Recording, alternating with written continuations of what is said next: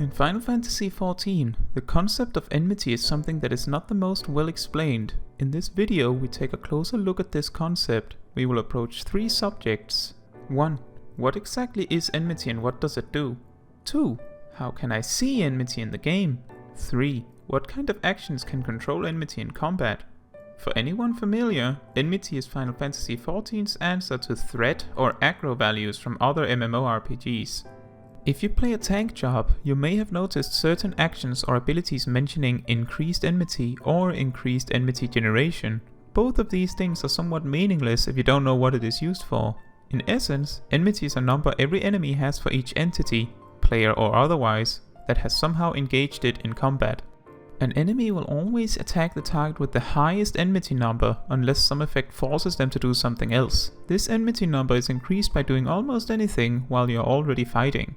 Attacking the enemy, healing yourself, applying a buff to yourself, applying a debuff to the enemy. All these things generate enmity. Attacking one enemy does not produce enmity on another, however. This, simply put, means that as a healer or damage dealer, as long as you attack the same target as your tank, you should be fine. Now, to get more specific, dealing a single point of damage will also equally deal a single point of enmity. The only situation where this is not the case is if the attack itself states it does more, or if you are affected by an effect that increases your enmity production specifically. Dealing a single point of healing to an ally will generate half a point of enmity. Of course, this is not dealt to the ally, but instead is spread equally out on all the enemies currently engaged in combat with you or your target.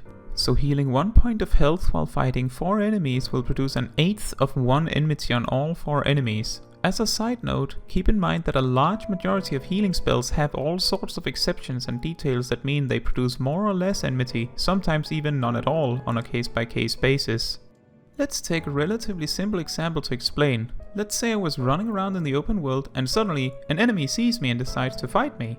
At this point, this enemy has 0 enmity towards me, but has decided to fight me anyway. I swing at the enemy, let's say I deal 7000 damage, thus the enemy has 7000 enmity towards me.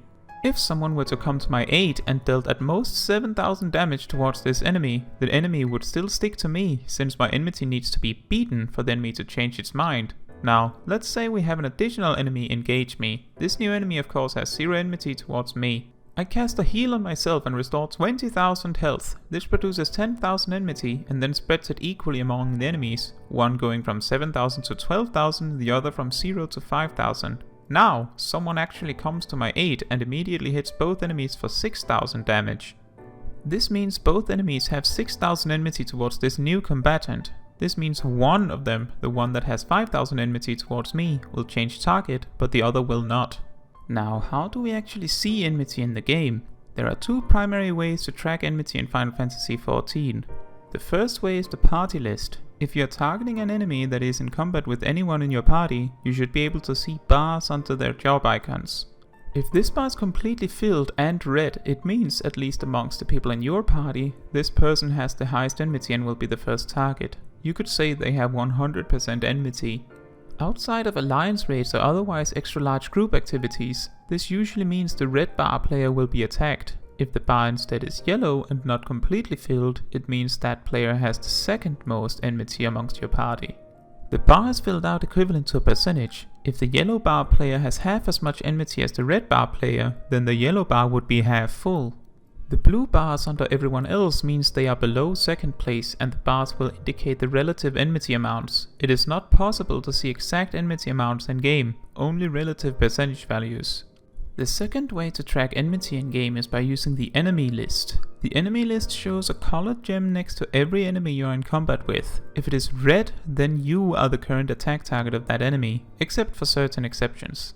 If it is orange, then you are very close to becoming the attack target of the enemy, and if you don't want that, you should consider stopping your attack now.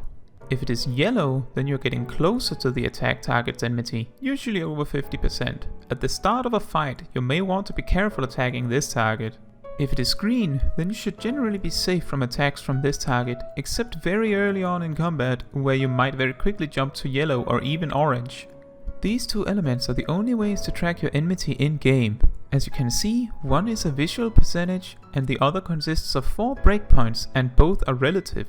Finally, what actions can control enmity in combat?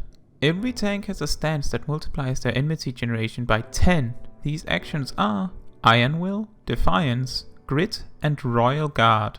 In most content, tanks should always use these. It very literally just turns damage enmity from 1 point per damage into 10 points per damage, or 0.5 per healing to 5 per healing. Another option is increased enmity attacks. These are found on all tanks. Shield Lob and Tomahawk both have 7 times multipliers, and Unmanned and Lightning Shot have 5 times multipliers. A Paladin with Iron Will active using Shield Lob will do 70 times more enmity, as an example.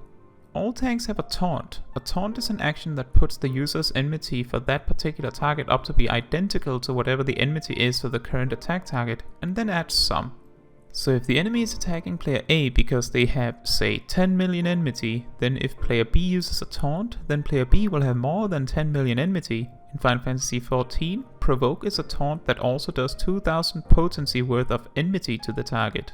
This means that Provoke does the equivalent to dealing 2000 potency damage to the target, but only for the enmity calculation. This makes it easy to flip the target of an individual enemy every so often with the use of Provoke. Finally, Shirk serves the exact opposite purpose. The user passes 25% of all enmity they have to their chosen ally.